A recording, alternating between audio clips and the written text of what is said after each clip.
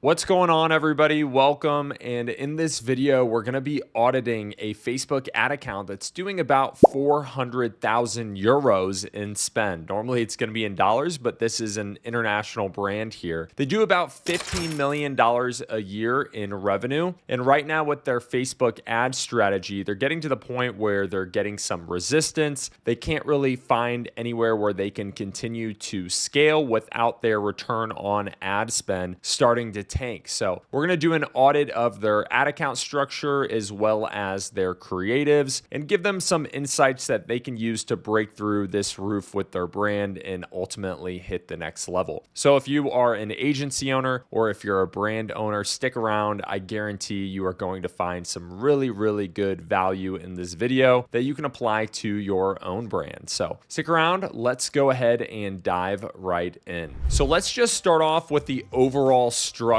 There are just too many campaigns in this account. It looks like they've already taken some of my recommendations and turned a few of these off. But whenever I originally audited this account, they had 15 separate campaigns going live. We just had spend going absolutely everywhere. We had tons and tons of tests. We had market testing, we had audience testing, we had product testing, and a lot of these tests really weren't going anywhere. It looks like a test that somebody started, but they never really concluded it and they left it live just to keep spend high in the account. Ideally, we want to consolidate this down. We really only need 2 to 3 campaigns per region that we're going to be testing in. And honestly, I can make an argument for less than that if you are going to target the entire world or the big four, so to speak, with the US, the UK, Canada, and Australia. If you're going to have those all within one single campaign, then you probably need less than that. I've seen accounts that are much bigger than what we're currently dealing with that have way less campaigns and are able to spend much more efficiently. So ideally, what I would recommend that they would do here is that we would just break it down to 3 campaigns maximum. We would have a testing campaign, which would be an ABO campaign. We would have a scaling campaign, which would be your evergreen scaling campaign. And then the third final campaign that you could include would be an offer focused campaign. So that could be Black Friday focus. That could be Father's Day focus. That could be whatever holiday focus that might be coming up that you're preparing for with your brand. You could also have a campaign for that separate offer, and that would be totally fine. Now, my second recommendation for this account is there is just too much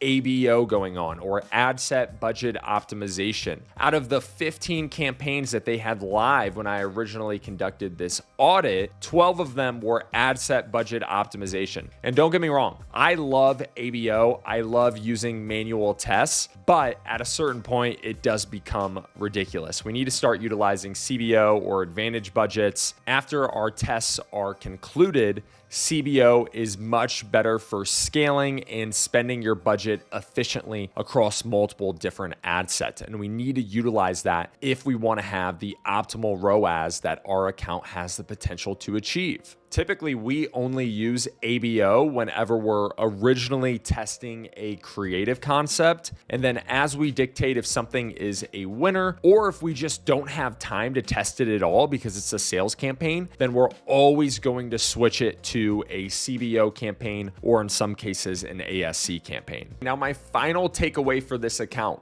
just too much money is being spent on what is considered to be test campaigns. Whenever I broke it down, about 41% was going towards tests instead of creatives that we already know are winners and are going to convert at a higher ROAS. We don't need any more than 20% whenever we're running tests within our account, and spending any more is just going to drag down performance. So we need to make sure that we're spending the bulk of our budget, 80% ideally, on what is going to be proven winners, especially in an account like this where they have plenty of spend and data on creatives that convert versus don't convert. Okay, now on to the creative. We're going to use a creative data visualization tool. No plug here at the time. This is just a tool that we use on a day-to-day at the agency here. So one thing I noticed whenever I really start start breaking down their creative is they seem to hit the same concept over and over again with UGC creators. And I see this all the time where a brand finds a couple of winners and they just bang them out over and over and over again because that's what they see is profitable. And that's fine. But if you want to get your account to the next level, you're going to have to figure out new ways to share that same message that's been working within your previous ads. So right now, they're using UGC ads over and over and over again that show close-ups and they talk about having big pores. And it's always like this casual UGC style. It's shot in the house, it's shot in the car, but the messaging is generally the same. If you want to get your account to the next level, you're going to have to test out different video styles. You're going to have to get some video concept diversity. So test out different things like podcast generated content, street interviews, question replies, us versus them videos. You can't just bang out the same UGC framework over and over again and expect it to get you to the next level or just drive a different result. You want to stick to your winning marketing angles, the talking points that you know have worked with that avatar in the past, but you need to show it to them in a different way because different people are going to respond better to different types of videos. And once you're spending a lot within your account, like this brand is, the only way that you're going to get to these new pockets of the audience is by changing the way that you share that winning message. Okay, the next change that I would make is this brand needs to start utilizing more statics. You see, they are spending the overwhelming majority of their budget on video ads and not that much on static ads. Static ads are one of the easiest ways that you can scale your brand. You can get a very high volume of creatives to go along with the UGC and the video ads that you are running in your account. Whenever I broke it down,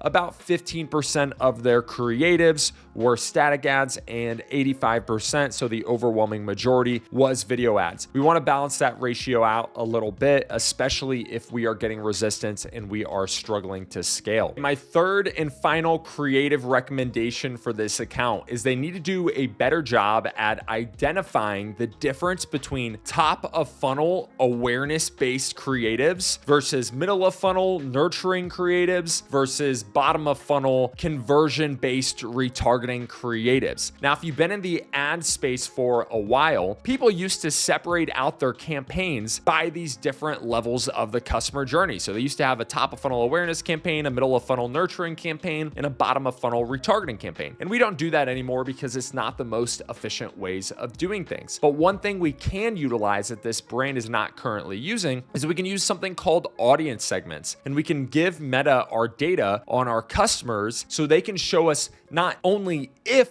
our ads are converting with like ROAS and CPA, but who our ads are converting. And you'll see that nicely right here, where this creative does really well for new audiences and it does 2x ROAS, but it doesn't do as well with existing customers or engaged audiences. And it only does a 1.3 with retargeting. It only does a 1.6 with people who are aware of our brand and maybe have signed up for our email list, but haven't ever purchased in the past. And we need to use that information when we're determining not only if a creative is good, but what a creative is good for. And then we can use that data to make more optimized for top of funnel creatives that can continue to grow the brand. And this brand is entirely missing out on using that really, really crucial data. And it reflects in their creatives. So whenever we break down their statics here, you see top of funnel, top of funnel, top of funnel, top of funnel. Everything is shown as top of funnel. But whenever we break down these creatives, they're not top of funnel at all. They're direct to offer. They're retargeting. They barely show the product. They don't really tell you or educate you on what it does. All of these are bottom of funnel based creatives, and that's fine. But if you're trying to constantly optimize what you think is top of funnel, but it's really bottom of funnel, you're never really going to grow your brand. You're just going to optimize later stages in the customer journey, which is important, but it's not going to take